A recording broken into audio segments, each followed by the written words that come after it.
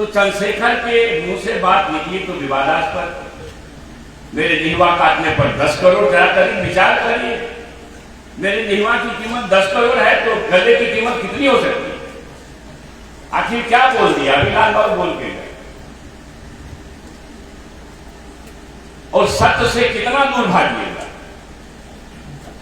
मेरी समझ है मर्यादा पुरुषोत्तम प्रभु श्री राम जी की सबरी अहिल्या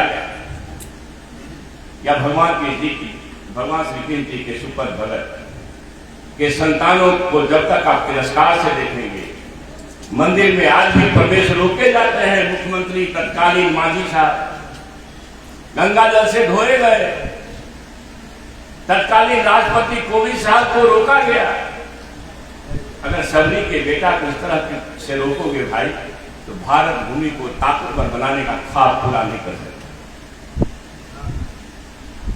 दिक्कत कहां है? एक पंक्ति हुई अरण्य कांड में है, सापत तारत परुष कहंता विप्र पूज्य असगाव ही संता हो जाए विप्रशील गुणहीना शूद्र न गुणगन ज्ञान परवीना। क्या दिक्कत है? बाबा नागार्जुन से हम ज्यादा पढ़े लिखे नहीं, और मैं उम्मीद करता हूं आप लोगों से भी बहुत लोग उनसे नीचे होंगे। बाबा नागार्जुन ने जिस चीज को स्वीकार किया कि मानस में आपत्तिजनक टिप्पणियां हैं, डॉक्टर भैया ने भी स्वीकार किया, पंडित रामचंद्र शुक्ल ने भी स्वीकार किया। ये तीनों तो ऊंची बिरादरी के थे, हम ही पिछड़ी जाते। ये तीनों के तीनों बाबा नागार्जुन का परिचय की जरूरत है क्या? या रामचरित मानस पर टिप्पणी पढ़ लीजिए उनकी, या फिर डॉक्टर भैया की टिप्पणी पढ़ लीजिए, किताबें मिल जाती। अच्छी बातें भी है, बहुत अच्छी बातें भी है, लेकिन 55 प्रकार का खाना परोसा गया हो, उसमें थोड़ा पोटेशियम साइनाइड डाल दिया गया हो, तो आप खाएंगे? इसलिए मेरी आपत्ति वहां है और रहेगी जीवन भर रहेगी। जो पोटेशियम साइनाइड टाइप का कुछ चीज है ग्रंथों के अंदर, मैंने कहा तो जिहवा पर 10 करोड़, मोहन भागवत कहा तो फिर पर 10 रुपया कोई ने रखा, हमको इस बात का दुख है। अब मोहन भागवत जी 2 बार कहे, वीडियो भी जारी हुआ, आप लोग यूट्यूब पर मिल भी जाएगा उनका भाषण में। अगर आपको दिक्कत है तो मैं दे दूंगा। फर्क कहां है? गोदान के पात्र नहीं बदले जाएंगे और उनकी जातियां नहीं बदली जाएगी। गटर में उतरने वालों की जातियां अगर नहीं बदली जाएगी, तब तक इस भारत भूमि पर आरक्षण और जातीय गणना की जरूरत पड़ती है। सापत तारक परुष कहंता विप्र पूज्य अरण्यकांड में लिखा है। और कौन लिखे हैं? पात्र का चयन पात्र के मुंह में बोली कौन भरता है? 2500 साल पहले प्रभु श्री राम जी आए होंगे रामचरित मानस के लिखने के पहले, और प्रभु श्री राम जी के मुंह से कहवा दिए, गोया कि तुलसीदास जी को कहीं राम जी से बांटता हो रही। साप देता हुआ, तारक मतलब मारता हुआ। अभी वहां तारना का उन्होंने हटाया है, वो दूसरे जगह हटा दिया। मैं विधानसभा में किताब लेकर गया, सापक तारक अरण्यकांड में है। आप कहे तो मैं अभी दिखा सकता हूं, क्योंकि जन तो पूरा साथ लगेगा। वहां तारना कर ता बड़ा रहो और ना का अर्थ नहीं बदला गया। जहां ता छोटी रह होती है, तारना उसका मतलब उद्धार करना। जहां बड़ा रह होता वहां मारना, पीटना, दंड देना, कठोर वचन कहना ही है। तो साप देता हुआ, मारता हुआ, परुष कहता, कठोर वचन कहता हुआ भी विप्र पूजनीय है। प्रभु श्री राम से कहा, अपने खुद ने दोष लिया अपने ऊपर। पूजा विप्रशील गुणहीना शूद्र न गुणगन ज्ञान परवीन। अब बताइए, शील गुण से हीन भी विप्र पूजनीय है, गुण ज्ञान से गुणगन ज्ञान से परवीन भी शूद्र पूजनीय नहीं है।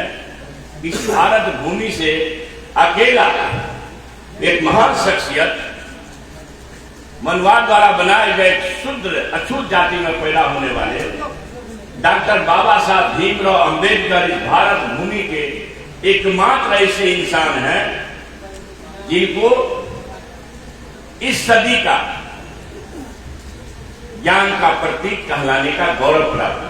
कहा जाता है अगर ईश्वर प्रभु परमात्मा जाति के पीछे लगे रहते तो कम से कम अम्बेडकर साहब को तो नहीं पढ़ा। एक नहीं अनेकों हैं। प्रभु बल किन्नी मोहिशी निन्नी मर्यादा पुनि तुमरी किन्नी ढोल गवार सुर सुनारी सकल तारना के अधिकारी। मेरे नाम वाले क्यों तारना कर अभी टीकाकार ने वहां शिक्षा कर दिया, मगर 60 वर्ष पहले जो था 10 का 10 एक षड्यंत्र भी है, क्योंकि ये ज्यादा पॉपुलर हुआ है सुंदरकांड का यह अंश, तो कहीं मातृशक्ति को झकझोर न दे, इसलिए उसका अर्थ बदल दे। मातृशक्ति जननी है। पता नहीं तुलसीदास जी को क्या विरोध था, मैं नहीं जानता, लेकिन जो अपनी माता से छल कर सकता, अपमान कर सकता है, उस भारत भूमि का सही संतान नहीं हो सकता। अद्भुत है। एक नहीं अनेकों हैं। पढ़ूंगा तो शायद मुझे शर्म की सीमा लांघनी पड़ी, मगर अनुरोध करता हूं अरण्यकांड, किष्किंधाकांड, उत्तरकांड, हमारी माताएं बहनें जरूर पढ़। आपको अपनी स्थिति का पता चल जाएगा। सुंदरकांड तो सबके सामने कि भाई जातियां क्यों, जेंडर क्यों। जब एक जमाने में जेंडर के सामने भगवान बुद्ध जैसे लोग झुक गए, तो तुलसीदास जी आपकी क्या बखत है, पता है ना। मैं ज्यादा तो नहीं पढ़ा हूं इतिहास, मैं थोड़ा पढ़ा। बुद्ध विचारों के उत्थान को अगर पढ़ेंगे तो पहला कारण है अस्पृश्यों का सम्मान उन्होंने किया। दूसरा कारण है मातृशक्ति का साथ लिया। आप सबको पता है शास्त्र में अम्रपाली से वो भ्रष्ट हुए। और तीसरा कारण है अहिंसा को लाना। 4 बड़े कारण में से 3 बड़े कारण ये हैं। अभी लोग कहते हैं कि उस समय जात पात था ही, अब बता दी अगर नहीं रहती तो सूट फूट क्यों कहा जाता, नहीं रहती तो सब अछूत सबरी के जूठे बैल का क्या चर्चा होता। भगवान कृष्ण जी के काल में सुपन भगत का सुपन भगत, कहीं सुपन भगत कहते हैं लोग, कहीं सुपन भगत कहते हैं। और इसी संस्कृति में हमारे वीरेंद्र बोल रहे थे, आप कोसी सीमांचल के इलाके में चले जाइए भाई का, अगर होंगे लोग तो यहाँ जानते होंगे। मैं समझता हूं कि हर 5 हिंदुओं के घर में से 1 हिंदू के घर में जरूर से बाबा धर्मराज के साथ मीरा साहब मुस्लिम देव की भी पूजा हुआ। कहां देश को ले जाना चाहते हैं। ईमान खत्म हो गया, शैतानों का बोलबाला हो गया, अनाचारी व्यभिचारी दुराचारी का बोलबाला हो गया। तो खुदा ने फरिश्ता को भेजा अपने पैगाम को लेकर, जिसका नाम मोहम्मद पैगंबर है। आपत्ति हो गई। मुसलमान हो ईमान जिसमें वही होगा मुसलमान। जितना फतवा है मैं 6 महीने तक पढ़ूंगा, पढ़ाओ उसको। मैं विद्वान नहीं, मगर हर आयत को पढ़ाओ और हर दिन एक आयत पढ़ता है। उसका विश्लेषण भी अपने किसी जानकार से कर देता है। क्योंकि मेरे दरवाजे और मेरे घर के बीच में मस्जिद है, और मैं दावे के साथ कह सकता हूं कि पूरा कलम पाक, जिसको पाक किताब कहते हैं इस्लाम को मानने वाले लोग, उसको अगर आप पढ़ जाएंगे तो इंसानियत की सबसे बड़ी लोह है, वहां नफरत का कोई स्थान नहीं। हमारे प्रभु ने कभी नफरत नहीं सिखाया। नफरत तो हम आप कर रहे हैं कि अब उर्दू में से हिंदी में से उर्दू निकाल, क्या भाई मजाक। हम एडॉप्ट करने जा रहे हैं कि साधा ना लिखे, शेयर लिखे, धूम सकल विश्राम वाले ना लिखे, ट्यूशन लिखे या स्टेशन लिखे, जो भी लिखे, और यहां एक प्रचार किया जा रहा है। मैं ये समझता हूं ईमान और इंसानियत से बढ़कर के कोई चीज नहीं है।